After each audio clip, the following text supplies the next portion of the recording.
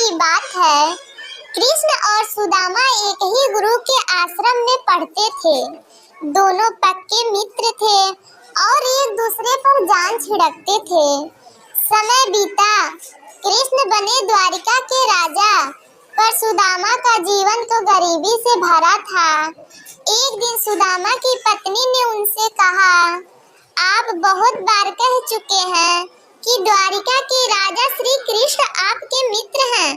आप उनके पास क्यों नहीं जाते? वे जरूर आपकी मदद करेंगे। सुदामा मान गए, फिर बोले, घर में तो कुछ है नहीं, मित्र के लिए उपहार क्या ले जाऊं? तब सुदामा की पत्नी पड़ोस से थोड़े से चावल ले आई और उसकी पोटली बनाकर सुदामा को दे दी। सुदामा घर से चल पड़े। उनका मन डावाडोल हो रहा था। वे सोच रहे थे कि कृष्ण अब इतने बड़े राजा हो गए हैं, अगर उन्होंने न पहचाना तो। चलते चलते वे द्वारका जा पहुँचे। कृष्ण के महल के द्वार पर जा खड़े हुए। द्वारपाल ने पूछा, आपको किससे मिलना है? सुदामा बोले, मेरा नाम सुदामा है, मैं अपने मित्र कृष्ण से मिलने आया हूँ।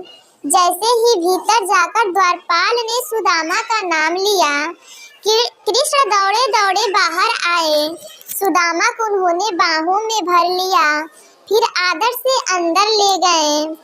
खुद परात में पानी लेकर उन्होंने सुदामा के पैर धोए, अपने साथ सिंहासन पे बैठाए।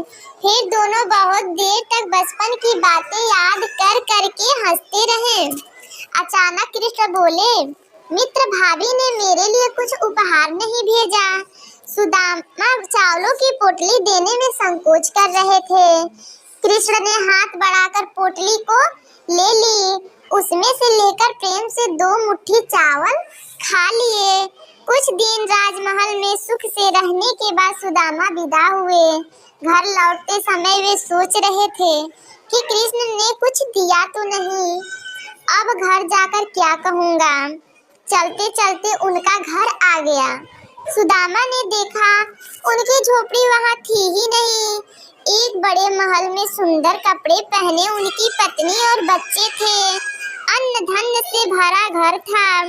सुदामा हंसे और मन ही मन बोले, कृष्ण तुम धन्य हो, बिना मांगे ही सब कुछ दे दिया। सचमुच मित्र हो तो ऐसा